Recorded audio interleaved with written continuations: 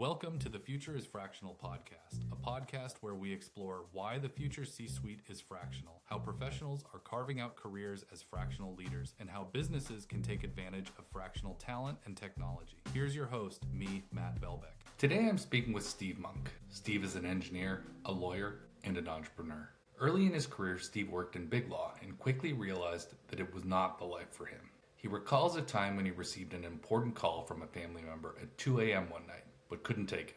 Not because he was asleep like most people, but because he was in a meeting. Steve's commitment to helping lawyers live better lives is evident in his role as founder and CEO of CEO Law, where he's focused on building solutions and infrastructure that are better for both fractional lawyers and the clients that they serve. I hope you enjoyed today's conversation with Steve Monk. Steve, I remember one of the first times I met you. You were speaking in front of a pretty large group of people, and you said it was a goal of yours to live until you were 100 years old.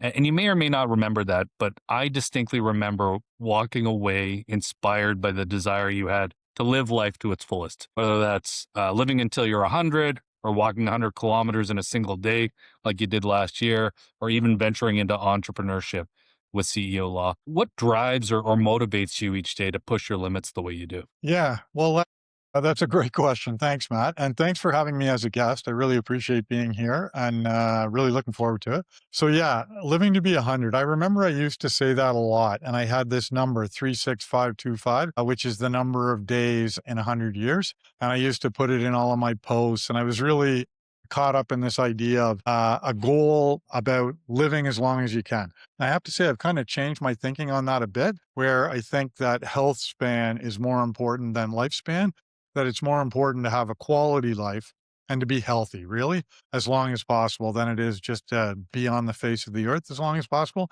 But having said that, I do like these kinds of goals. So last year you mentioned we walked 100 kilometers, and it's the kind of thing that I really like because I think it gives you something to drive towards. You had mentioned the concept of this idea that this Japanese concept of setting a challenge for yourself that you know is going to be hard and has a 50% chance of failure, and then trying to use that as a chance to grow. And so I really like goals like that because I think they give you a chance to test yourself a bit and then see if you can grow a bit. And they're always interesting. Whether you succeed or whether you fail, it's always interesting. And I know your health goals have carried into 2026, and you've got a plan to walk across Canada or simulate walking across Canada. What's that Yeah, total that's right. distance? Yeah. Yes, it's simulating. I am not walking across Canada, especially since the simulated distance is a perfectly straight line. I think it would take you through some rough country. It's 5,514 kilometers. And so I was trying to think of a goal that I could set for myself as a Misogi in 2026. And I came up with that. In fact, I think you were the one who at one point mentioned that you had thought about trying to, walk the distance that is the widest distance of Canada. I really like walking, so that's good. And I'll try and walk 102 kilometers this year on my birthday as part of that. And what I like about this one is that it's a whole year. And so it's kind of a goal that it's kind of daunting in that way. Like walking 100 kilometers, what was nice about it is that it was one day. And so you could build up to one day. Whereas this is kind of something that you can't really get away from. And so far in January, it's been a real challenge. And I find that I'm walking more than I would ordinarily, which I like. And I think so far I'm like averaging about 21 or 22 kilometers a day. So I'm up like close to 600 kilometers this month. Yeah, I'm really looking forward to it as a goal that will both be healthy and something that, again, I kind of feel has a 50% chance of failure because I know that somewhere along the way I'm going to hit some hiccups and I'll get injured or I'll go on a trip or something will happen that will take me out of being able to walk or run every day. So yeah, that's my goal for 2026. Awesome. And it sounds like you're on pace. So far, yeah, less than a month in, a long way to go. Well, thanks for joining me today, Steve. I want to start today's conversation about the future of fractional leadership by learning a bit more about your career journey and what led you to starting a company for fractional lawyers. What was your path before CEO Law and which experiences most shaped you and your thinking about leadership and building companies? Yeah, so I've had kind of a winding path, to be honest. I started out as an engineer and I had a pretty good job afterwards. I worked at Lockheed, so I had a good gig, a good start as being an engineer, but I decided that I didn't really like that. And so I had always thought about going to law school. And so I ended up going to law school. And then I got a job on Bay Street at Davies Ward and Beck, which is, some would say, the best law firm in Canada. So I had a great job as a lawyer. But again, I just didn't really like it. It wasn't a fit for me. And then I decided I wanted to go into business. And I had an MBA as well. And so I went into business and I really liked that. So it took some trying things that I didn't like to land on something that I did like. And for me, I think, that's the kind of thing that I think people should try. That if you're not happy with what you're doing, then you shouldn't be afraid to make a switch. And I often think that when people are trying to decide if they're going to take a risk and make a switch, that they're worried and they don't want to do it. But then when people actually take the leap and try something new, I think people often look back and wish that they had made a change sooner. So I think, it's worth, if somebody's on the edge, my personal advice would be to do what you think, is going to be best for you. And I bet you're going to look back and think that it was something that you wish you would have done sooner. And then in terms of leadership, like that's something that along the way, and as I've gotten older, I got to think more and more about leaders that really inspired me. And one of the things that I think for me is, like as I get older, I think is more and more important is about connecting with people. And so I think the leaders that connect with people are the ones that I find most inspirational. I think that should be a big part of people's leadership style. And I would say it hasn't always been the case with me, that I did a good job of really, connecting with the people that were part of my team and like really appreciating them as much as you should. And when I think about CEO Law, I mean, you're a great example of somebody that I feel grateful to work with. And you were, my first call when I was thinking about setting up CEO Law. And I really realized how important people are to the success of any enterprise. And it's the same with the team that we built. I feel they're great people to work with. And that's the kind of team that, I feel grateful to be part of. A team that has the combination of people who work really hard and are really good at what they do. But what I think is, all important is bringing that good energy every day. So yeah, my leadership style is around appreciating the people that you're around and, recognizing that you can't do anything unless you have a good team. Problem in the legal industry made you believe a new model was needed? Yeah. So like, it's a great segue from the last point I was just making. I think the legal industry doesn't do a good job of appreciating its people. So CEO Law was intentionally called CEO Law as an acronym to say customers, you want to have happy customers, so they should come first. So that's the C. And then E, you have to have happy employees to have happy customers. And then O is the owners. Owners should come last. Like I really believe that if you want to build a great business, make sure you have happy customers. To have happy customers, you need happy employees, and owners come last because if you have happy customers and happy employees, you should have happy owners. And I think the practice of law doesn't really do that. I've always said that I think it's OEC, that the partners come first. And much of what's done in traditional law is around making things as good as possible for the partners. The employees, I can say from firsthand experience, are treated badly, that you're kind of tolerated instead of appreciated. And the lower you are in the totem pole, the more you feel like you're just being tolerated, or maybe you're not even tolerated. And then the customers, I think, get a really bad deal, that they pay too much, that they get too little respect, that they're not really treated as, the most important part of the equation. And so that's where I think traditional law has really fallen down, that it doesn't properly appreciate people. And when you started CEO Law, what did success look like to you? Yeah, it was all about building an organization that would hold true to that idea, that customers come first and employees are truly appreciated as a key element, and owners come last. As someone who worked in big law firms and decided it ultimately wasn't for you, I think you've got some unique perspectives about what worked and what didn't work. I've heard you say in the past that traditional law is broken. What do you believe is fundamentally broken about the traditional law firm model for lawyers specifically? Yeah, so it goes back to what I was just saying. In the case of traditional law, I think many lawyers are unhappy. Like, certainly that was the case with me. And so you've got unhappy lawyers. And then on the customer side, I think in many cases you have unhappy customers. So you've got this equation between the customer and the person providing services, and both sides are unhappy. And that just doesn't make any sense. Like I would say, if you have a bargain and one side's happy and one side's unhappy, that just means they struck a bad bargain or one person struck a bad bargain. But when both sides are unhappy, something is fundamentally wrong. And so that's what I think is fundamentally wrong with traditional law. that you've got people who are unhappy in the equation. And so that gives you room to build something better. And you've got the ingredients to try and create a better system where people are actually happy. And I do think part of what makes lawyers unhappy is that the clients are unhappy. Like, that's not a good thing. Nobody wants to work with people who are kind of a bit disgruntled about having to deal with you. And so I think there's room for a model that will fix that. And I think part of what will make the lawyers happier will be having happy customers. Makes sense. Why do so many talented lawyers feel burnt out or trapped in their careers? And why aren't more doing something about it? Yeah, it's a good question. And I think there's so many examples of people who are in a bad situation and yet they can't change. And I think, often it comes down to being risk averse, that people are afraid that whatever might be different is going to be worse. And lawyers, I think, are particularly risk averse. I mean, they spend their lives, their professional lives, trying to mitigate risk. And so they're risk averse. And so I think they stay in an unhappy situation because they're afraid to move from that. Like, if you could take my situation, I was working in this top firm. And so the idea of leaving that, like, I spent a lot of time getting that job. And the idea of leaving, there's a bit of trepidation associated with that. Like, this was meant to be the pinnacle. Why would you leave?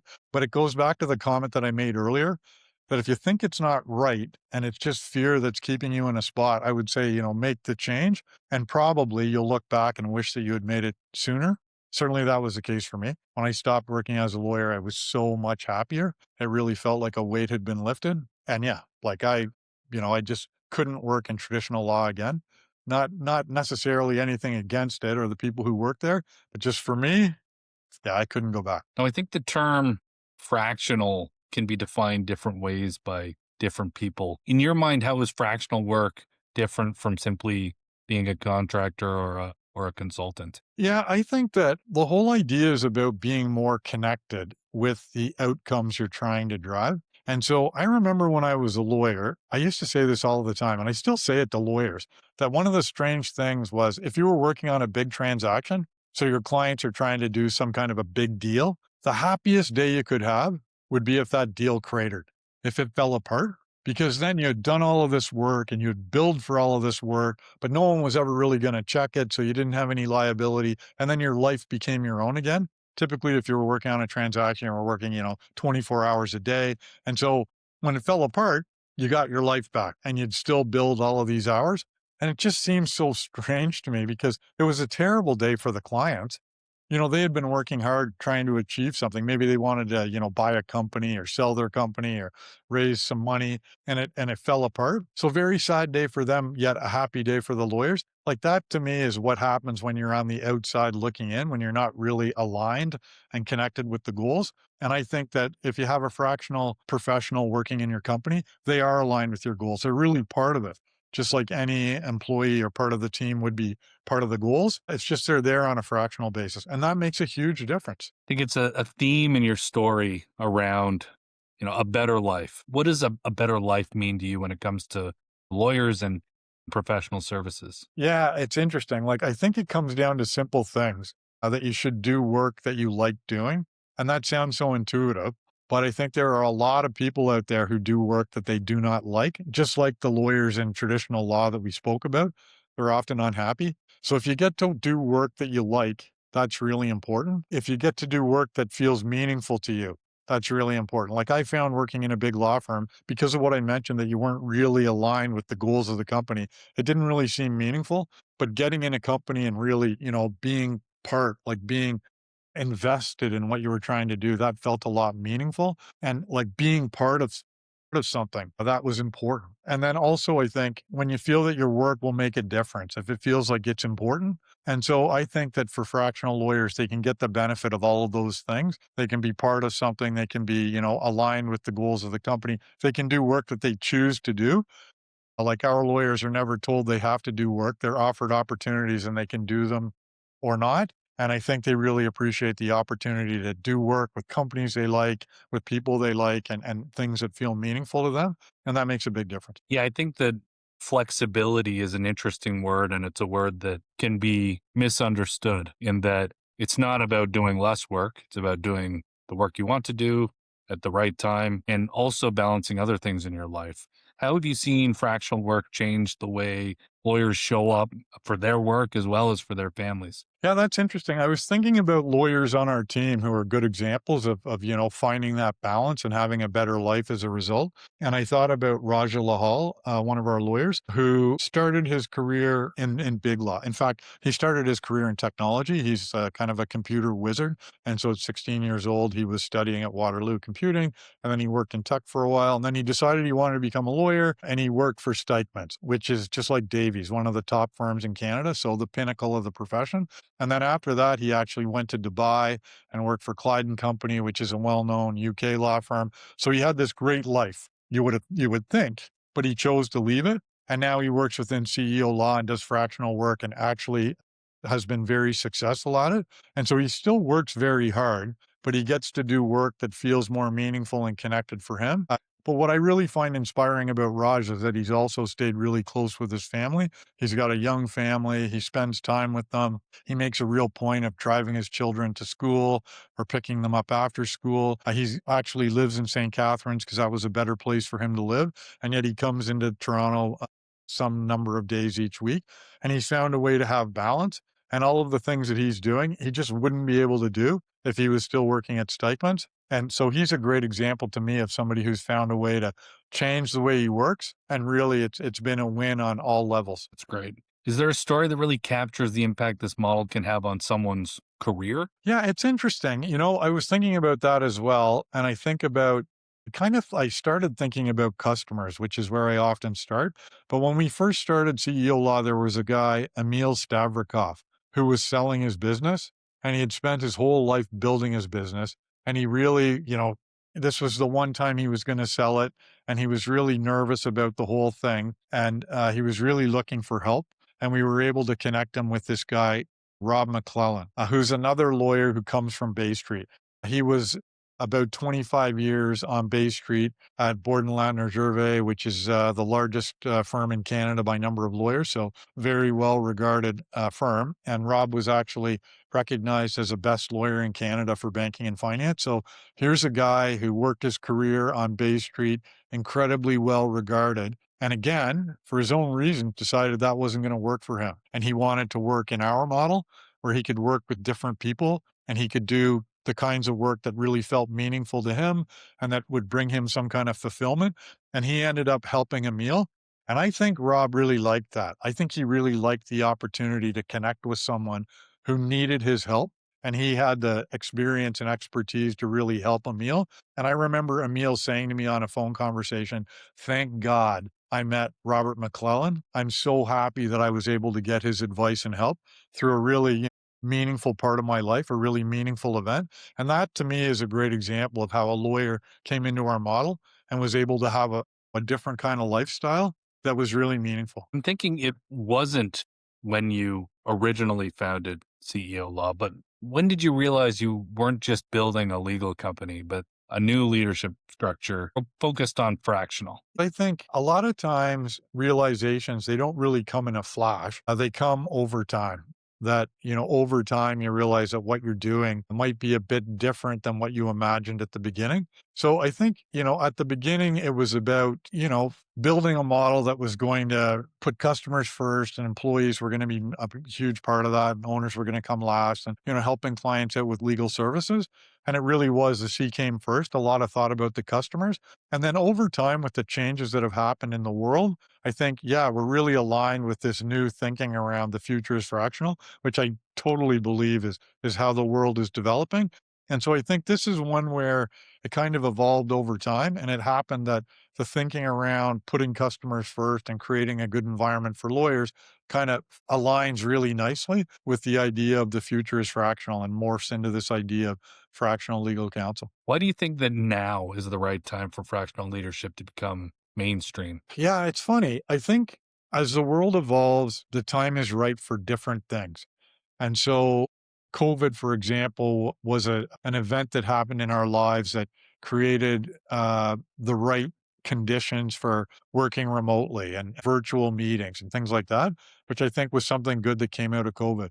I think AI is something like a major transformation that's creating a new opportunity to use technology. And I think the way the economic world is developing alongside those other things, it's creating the right environment for fractional work where customers can really benefit from having expertise on a fractional basis. And the people with that expertise can really benefit from working in a different way and making their expertise available in slices to people who need just that slice. So I think really that's what's happened to create the right conditions for fractional. I think fractional is still in its early days, and so it's natural that there would be misconceptions. What misconceptions do you think companies still have about hiring fractional executives? Yeah, I think it kind of goes back to what we were talking about around change, that people are fearful of change. And so when things are new, I think people find reasons to believe that they can't be good. And so I think when people go fractional, they think, okay, the quality's not going to be good. I'm not going to be able to get the kind of expertise and experience that I really need. Or if I can get that, then it's going to be prohibitively expensive. So there's got to be a catch. Or if I can get high quality and great value, then there's going to be something else that's wrong. Like the person's not going to be able to really hit the ground running and learn my company. Or they're not going to be a fit for my team because my team's different than other teams. And I think when people really give us a try, they realize that these things are wrong, that you really can create something that is not just new, but it's better. It doesn't have to be new and bad. It can be new and good. And I think that's what people find as they give fractional a try. And I would actually say that maybe we're past the stage of it being so new that it's starting to move along the acceptance curve and become something that is being used by people more and more. My understanding of the future of fractional leadership is that you're buying the time of the right mind at the right time to make the right decision. Why is it often better for companies to buy experience rather than hiring headcount? Yeah, that's such an interesting question. And I really like the things that you have been writing about the future is fractional because I think you've got great insights into, how it can be used to give people something better and really match up to a changing world. Like I think back to my father's world and the old models are not necessarily the best models for a changing world. So when my dad started working, he worked at the same company for 40 years. It was kind of a jobs for life type environment. And companies like the one he worked at hired a bunch of employees with the expectation that those employees would kind of work for the company for their entire careers. And then things kind of changed, right? And I think there was a realization that that model wasn't necessarily the best model, maybe not the best for the companies, maybe not the best for employees. And I think it's the same way here with fractional work that as the world is evolving, it's becoming clear that there's a better way. And it may be better for the companies to get the expertise they need, like you mentioned, like hire the right person at the right time and just get as much of them as you really need, as opposed to hiring an employee with the expectation that you were going to work with them for 40 years and you'd have to train them up and so on and so forth.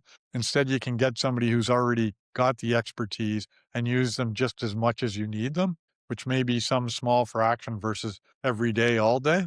And then for the workers too, I think it's better because they can take advantage of their expertise and they can work across different companies, gives them variety in their work. And it may also allow them to get more value out of what they do. Like it might be that an employee, can work and get, let's say $100,000 for their expertise. But maybe if they worked across 5 different companies, they could get, let's say $30,000 from each one of those companies. And so instead of 100, they get 150. And, it's a win-win proposition. How does fractional leadership reduce risk for growing or scaling companies? Yeah. So I think risk, right? I think growing companies, they're notorious for trying to do everything themselves and for not necessarily hiring the expertise that they really need. And that creates risk. And I understand why growing companies do that. It's around the fact that, yeah, they really do need everyone to wear multiple hats. And then it's also that they're budget constrained. So they have to make difficult consumption choices. But I think there's a world where you can have the best of all worlds. You can get the expertise that you really need and it can fit within your budget. And there's so many benefits to that. Like, yes, it will reduce your risk in terms of getting the proper expertise to look at your legal risk. but it will also reduce risk in your business because it will allow you to use your time for the things that are going to be most valuable to advance that business, as opposed to trying to do something that you will do poorly. And, the do it yourself model, I say this to people all of the time, that it's a bad idea. And I use the analogy of, or I ask the question, do you fix your own brakes? Now, in some rare circumstances, people will say that they do fix their own brakes. But for the most part, when people need to get their brakes fixed, they take it to a mechanic. They take their car to a mechanic and let an expert do the job. And the reason is that they know they're not good at it and they know it's really risky to drive a car that's got bad brakes. And so I would say it's exactly the same with your legal support. You're not good at it. So acknowledge that you're not and let an expert do it. And if you're just taking a chance that you've done things correctly, I would say it's a pretty good analogy to driving on the highway in a car that may not have good brakes. Are there any specific moments where fractional leadership is most powerful for a business? You think back to Emil Stavrakov, right? Like, it was really powerful for him when he had this big event.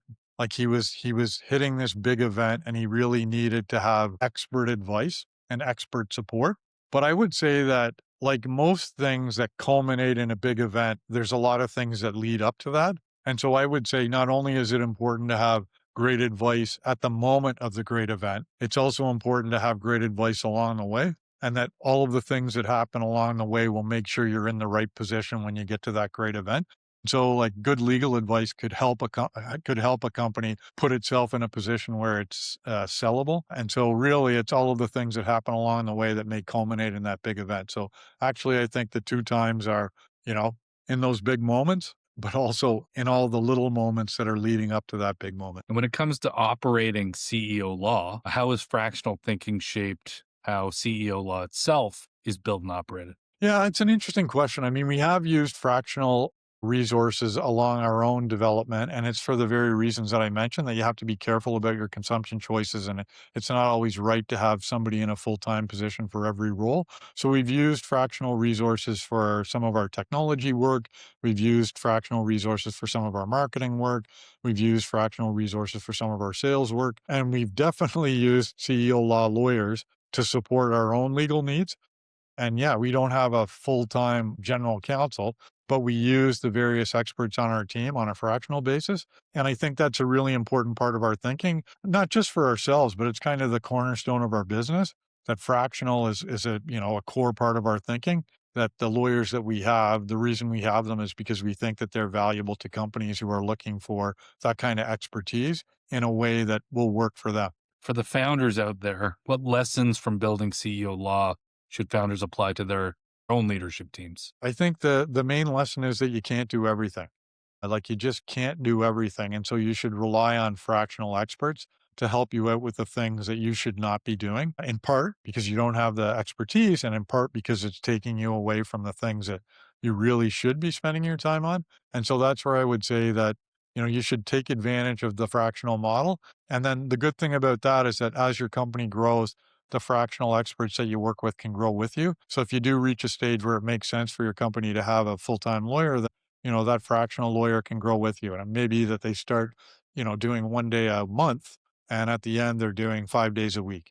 And at that point, maybe it makes sense for you to hire a general counsel, but they can grow with you. Now, we talked about it a little bit earlier, but COVID was obviously a terrible time for a lot of people and a lot of businesses, but it was also the spark that made fractional leadership more mainstream. How do you think COVID permanently changed how companies think about leadership and how they work? Yeah, I think there were some great things that came out of COVID. As horrible an experience as it was, I think some good things came out of it. And one for me was that it proved that people can work remotely and can be trusted. And I do think that there has been this old guard idea that you have to keep an eye on people if you expect them to work.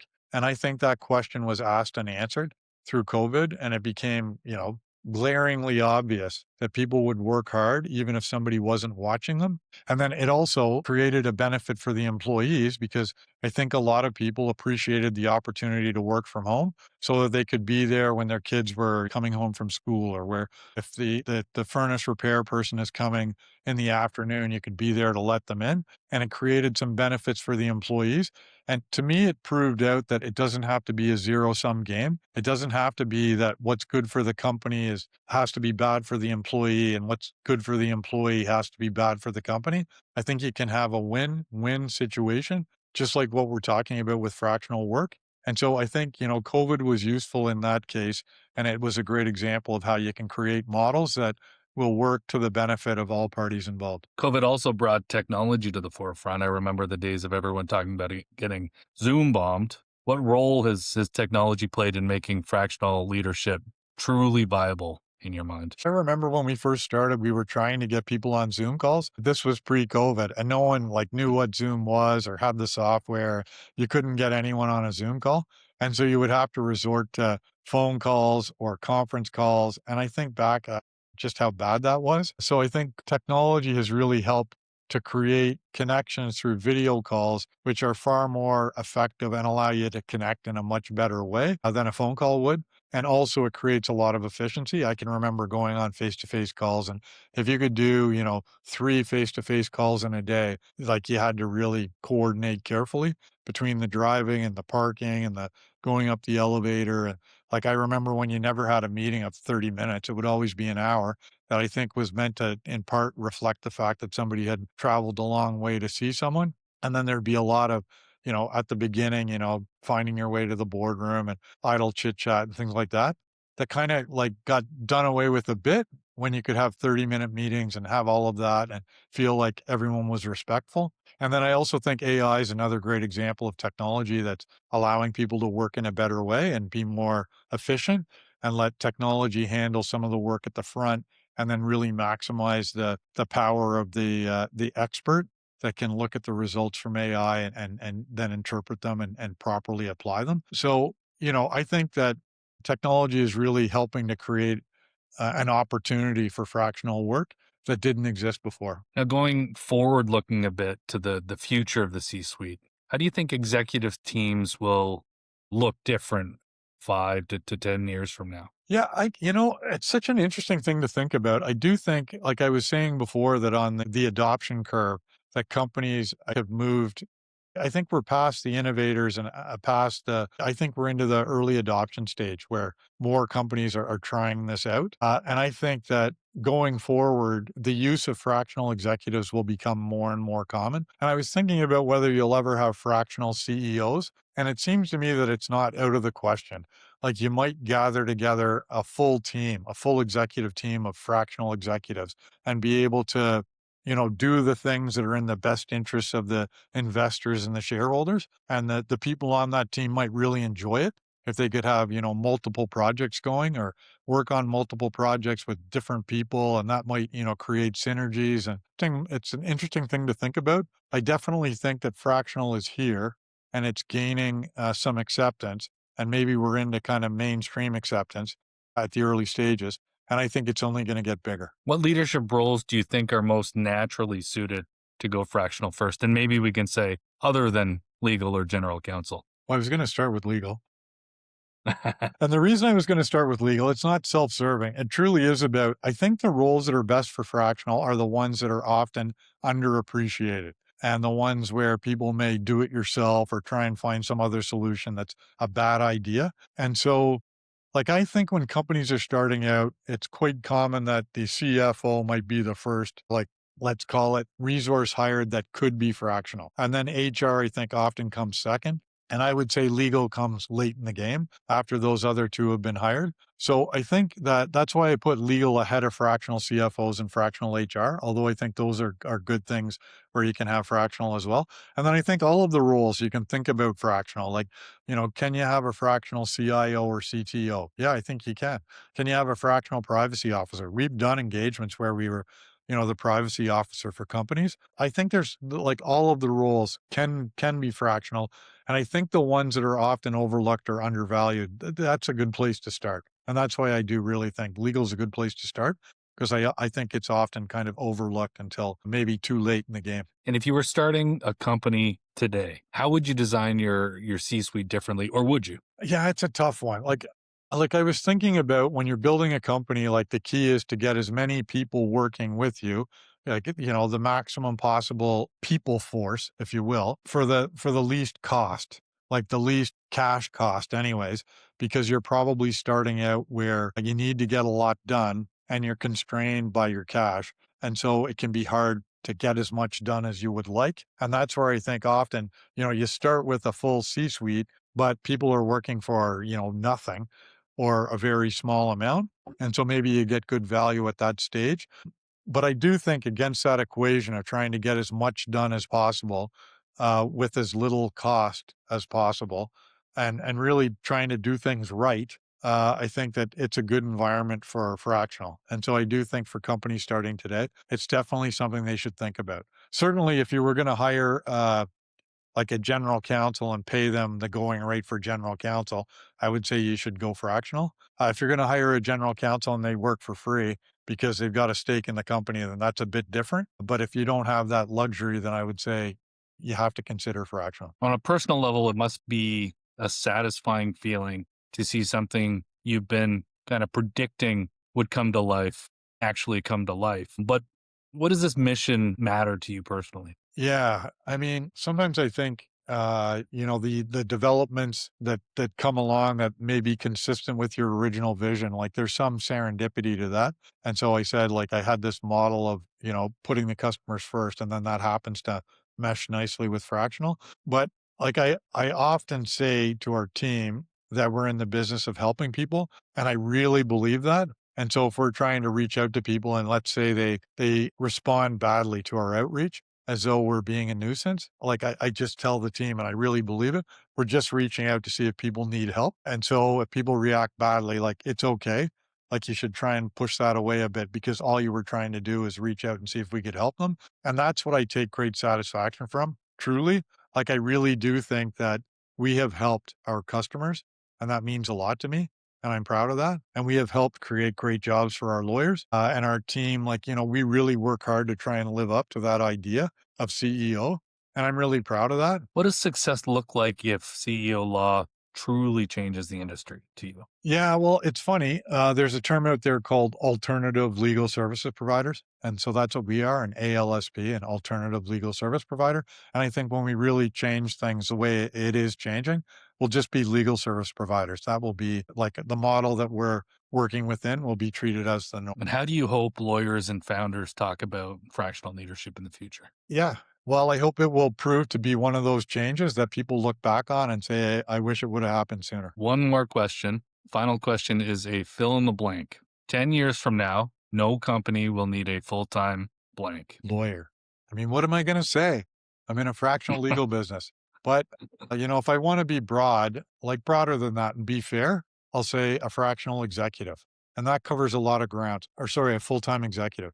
And that covers a lot of ground because I do think 10 years from now, it won't be essential that you have a full-time CFO. It won't be essential. Like I said, maybe you won't need a full-time CEO because maybe the fractional model will show that people can come together and contribute what they need to contribute for the success of the organization. And it'll create something great for customers and for owners. So we'll see. Steve, thanks for being a guest on the Futures Fractional podcast. Well, thank you very much. I appreciate it. It was great.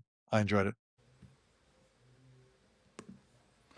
For me, something I take away from this episode, as well as my relationship with Steve, is that there's really no requirement to simply accept the hand we're dealt.